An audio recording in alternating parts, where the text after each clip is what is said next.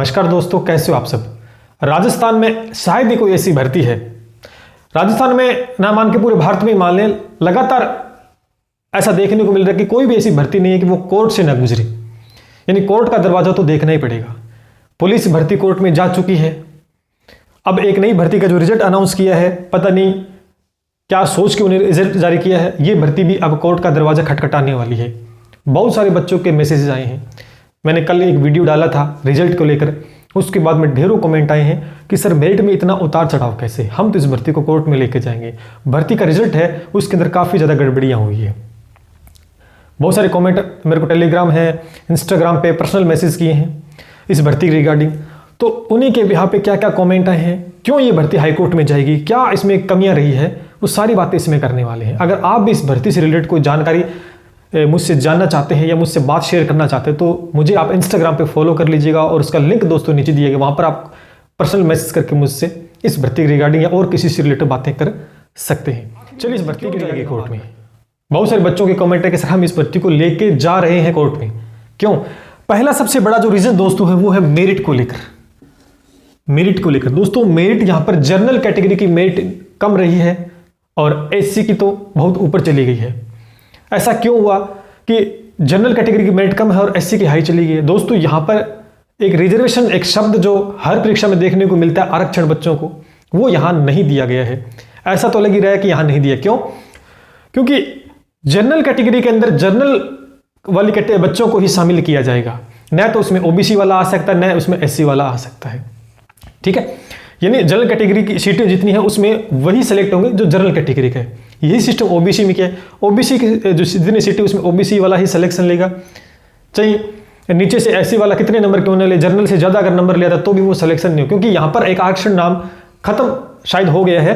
क्योंकि आरक्षण अगर होता तो ऐसा नहीं होता दोस्तों। जब फॉर्म भरवाया गया था तब आपने मेंशन करवाया था कि आप एससी कास्ट से हैं, आप एसटी से हैं, आप ओबीसी से हैं, आप जनरल कैटेगरी से हैं। तब ये फॉर्म में भरवाइए, क्यों भरवाया तब आपने?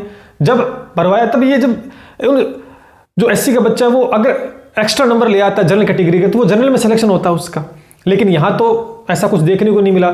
तो जब ये खत्म ही करना था, ऐसे रिजल्ट जारी करना था, तो आपने फॉर्म में क्यों भरवाया? तो सबसे बड़ा दोस्तों ये इशू है, इसको लेकर बच्चे जाएंगे और बिल्कुल लीगल इशू दोस्तों ये है।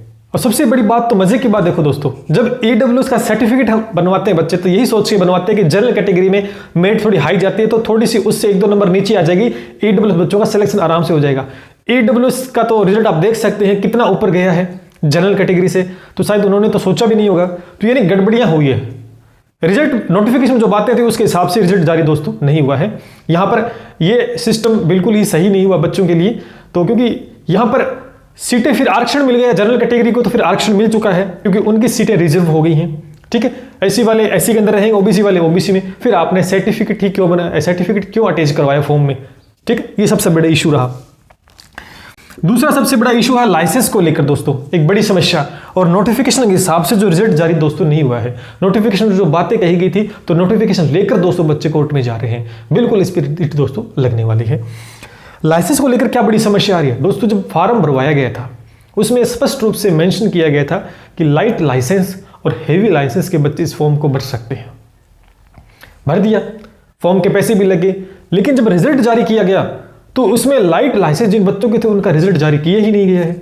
सिर्फ जिनके पास हेवी लाइसेंस था उन्हीं का रिजल्ट दोस्तों यहाँ जारी किया गया है। तो ये तो सरासर बिल्कुल गलत बात होगी। यहाँ पर जब आपने फॉर्म भरवाया था, फॉर्म के पैसे ले लिए, आपने पैसे कमा लिए हैं, और अब जब रिजल्ट जारी किया तो आपने सिर्फ हैवी लाइसेंस जिनके पास था, जिन्हें हैवी लाइसेंस फिल कर रखा था, उनका रिजल्ट जारी कर दिया, लाइट वालों को जारी नहीं किया।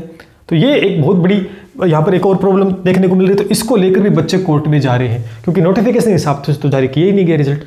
और नोटिफिकेशन में और भी छोटी छोटी कई बातें हैं, उनके हिसाब से भी रिजल्ट में काफ़ी गड़बड़ियाँ दोस्तों देखने को मिलती है। लेकिन मेजर जो प्रॉब्लम है वो यहाँ पर है, मेरिट के अंदर काफ़ी ज़्यादा डिफरेंस है, क्योंकि यहाँ पर आरक्षण का कोई मतलब नहीं रहा है। फॉर्म में जब आपने कास्ट सर्टिफिकेट मांगा उसका कोई मतलब यहाँ पे नहीं रहा है। तो उसको लेकर दोस्तों यहाँ पर चैलेंज करने वाले बच्चे, और लाइसेंस को लेकर एक बड़ी समस्या, लाइट वालों का जारी नहीं किया गया है, तो ये भी एक बड़ी प्रॉब्लम।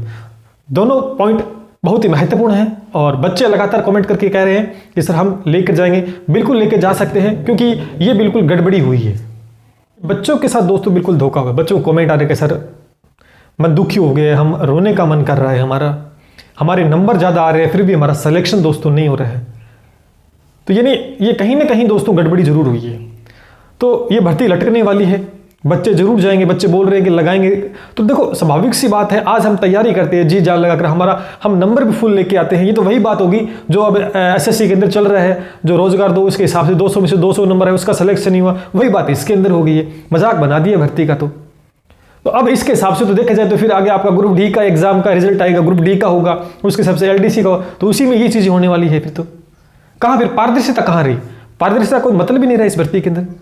तो ये कुछ कमियां थी दोस्तों, उसके हिसाब से बच्चे इस भर्ती को लेके जा रहे हैं, चैलेंज करेंगे।